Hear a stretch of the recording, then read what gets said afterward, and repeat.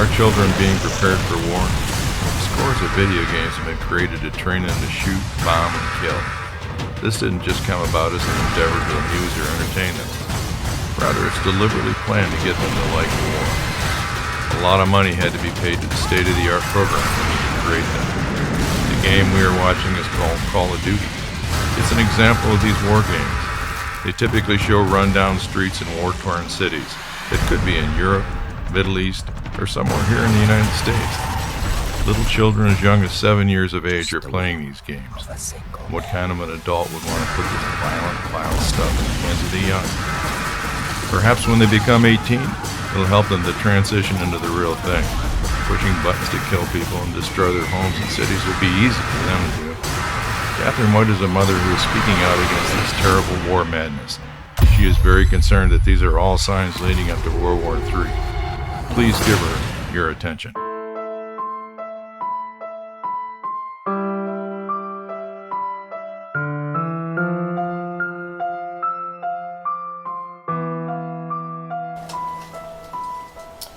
Hello, my name is Catherine White. I'm a journalist and a mother and an American. I'm not famous or rich or any smarter or better than you. I have no special qualifications, but I ask you to give me a few of your minutes.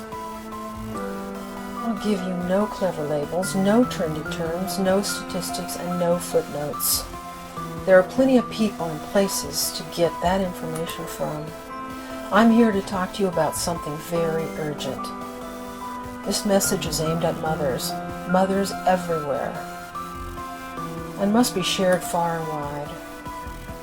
You see, I can no longer remain silent as a potential nightmare could unfold upon us, like it did in 1943. I'm talking about another world war. The words World War III are starting to be said. Stopping it is not easy, but understanding it is simple. We must put a stop to war. We must not tolerate anyone promoting war. So when it comes to Iran and ISIS, the enemy of your enemy is your enemy.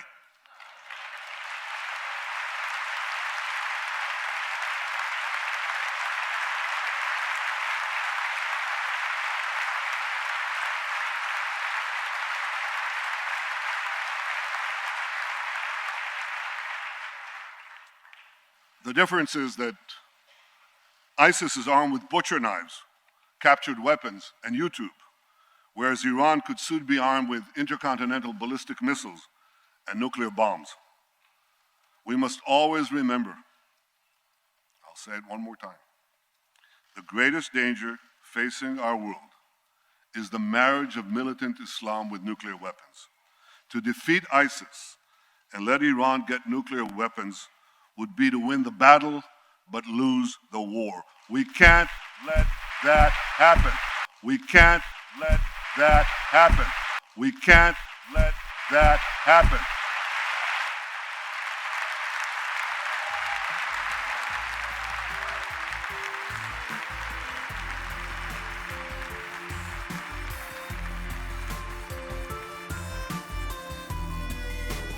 There are legions of experts out there supporting both sides of this issue. We must do our own research and analysis and take charge of our own thinking. Research it using all the information channels available to you, not just the mass media. And draw your own conclusions. Don't sit down every night and have conclusions fed to you, because knowledge is power and we need that power. One main question to research is who benefits from war. If you're still with me, so far good. Perhaps you will help in whatever way you can. We so often hear time is running out, which sounds alarmist after a while, and at some point it'll become true. Time will run out. Did you know that people running our government are planning another world war? Our recent comment by Vice President Biden was, "This war will last for a long, long time." And there are others who refer to this latest undeclared war as lasting for our lifetime. Is this the plan? A slow-burning war that lasts for decades? Who benefits? You understand what happened in the Ukraine, in Syria, in Iraq? Look at the details, however you can. See it from a new perspective that is not presented in the mainstream media. There are groups who are working behind the scenes, readying themselves for World War III, even instigating it. And with no pushback from us, they will be escalating it, you can be sure. Remember, President Eisenhower warned us about the dangerous alliance of the military and industrial complex. This evening, I come to you with a message of leave-taking and farewell, and to share a few final thoughts with you, my countrymen. We now stand 10 years past the midpoint of a century that has witnessed 4 major wars among great nations. 3 of these involved our own country. Despite these holocausts, America is today the strongest, the most influential, and most productive nation in the world. Understandably proud of this preeminence, we yet realize that America's leadership and prestige depend not merely upon our unmatched material progress, riches, and military strength, but on how we use our power in the interest of world peace and human betterment. We have been compelled to create a permanent armaments industry of vast proportions. Added to this, 3.5 million men and women are directly engaged in the defense establishment. We annually spend on military security alone more than the net income of all United States corporations. Now, this conjunction of an immense military establishment and a large arms industry is new in the American experience. The total influence, economic, political, even spiritual, is felt in every city, every state house, every office of the federal government. We recognize the imperative need for this development, yet we must not fail to comprehend its grave implications. Our toil, resources, and livelihood are all involved. So is the very structure of our society. In the councils of government, we must guard against the acquisition of unwarranted influence, whether sought or unsought, by the military-industrial complex. The potential for the disastrous rise of misplaced power exists and will persist. We must never let the weight of this combination endanger our liberties or democratic processes. Disarmament with mutual honor and confidence is a continuing imperative. Together we must learn how to compose differences, not with arms, but with intellect and decent purpose. Because this need is so sharp and apparent, I confess that I lay down my official responsibilities in this field with a definite sense of disappointment. As one who has witnessed the horror and the lingering sadness of war, as one who knows that another war could utterly destroy this civilization, which has been so slowly and painfully built over thousands of years, I wish I could say tonight that a lasting peace is in sight. The pressure for world war is again upon us. And it has been since 9/11/2001. This is a cycle that the global powers have given us in the last 100 years or more. Since World War I, the United States has been at war. World War II, 1939 to 45. Then the Korean War, 1950 to 53. Bay of Pigs, 1961. Vietnam War, 1961 to 73. Approximately. Dominican Republic, 1965. Lebanon, 1982 to 84. Grenada, 1983. Panama, 1989. Gulf War, 1991. Somalia, 1993. Bosnia, 1994-95. Kosovo, 1999.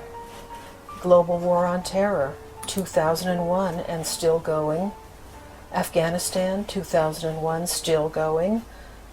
Iraq War, 2003 to 2010. And finally, the ISIS War, 2014 till indefinite. If the current skirmishes evolve into world war, The global powers will achieve their goals because war is big business. The military-industrial complex gets very rich from war. Our troops get just the opposite. I respect bravery and discipline. Our warriors are not the problem. As always, the problem is with top management and those who manage them. I understand that our warriors are needed to defend and protect our borders from war and preserve our freedom, but aggression on foreign soil is something else completely. Smedley Butler, a United States Marine Corps Major General, said war is a racket. A simple sentence that sums up what war really is all about. War is a racket. It always has been. It is possibly the oldest, easily the most profitable, surely the most vicious. It is international in scope. It is the only one in which the profits are reckoned in dollars and the losses in lives. There are only two things we should fight for. One is the defense of our homes, and the other is the Bill of Rights. War for any other reason is simply a racket. It may seem odd for me, a military man, to adopt such a comparison. Truthfulness compels me to. I spent 33 years and 4 months in active military service as a member of this country's most agile military force, the Marine Corps. I served in all commissioned ranks from second lieutenant to major general. And during that period, I spent most of my time being a high-class muscle man for big business, for Wall Street, and for the bankers. The warmongers have their own language. So, collateral damage? That sounds more acceptable than killing of innocent human beings. Or surgical strikes. That sounds better than bombing innocent human beings. The recent revolution in the Ukraine that resulted in a division. Have you wondered about the real reason for this? Why is all the talk about World War III, the unspeakable, happening? It's unthinkable. Have our rulers gone mad? Are they manipulating us with the help of the mass media? If President Obama does not formally declare war on Muslim terrorism, he's doing all Americans a great disservice. How will you benefit from a third world war? We spend trillions of dollars we don't have, not to mention the collateral damage to humans and the environment. Investing the world's resources on weapons sounds almost reasonable when fueled by enough fear, which we are fed daily. But do you really want to kill people on the other side of the planet that we barely know? Have the wars after 9/11 solved anything? The United States simply launched the longest war in history. Who benefits? Well, mothers of the world, you must step up to the plate now.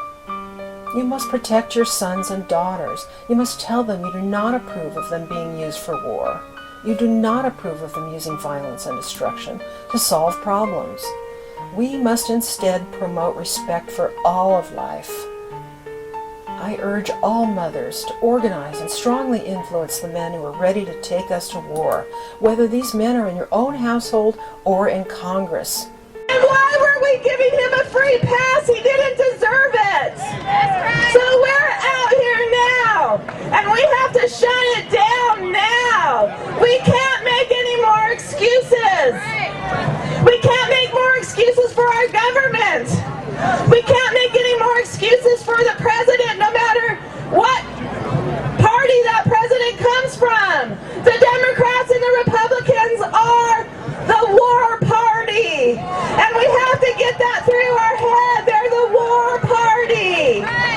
So we need you back here after the march to surround that White House and say we're not for your crappy health care bill, but you have to bring the troops home now.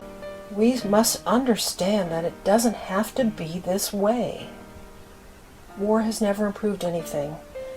It has destroyed so much of human culture and heritage, while at the same time concentrating power in fewer and fewer hands, those hands that want to control us.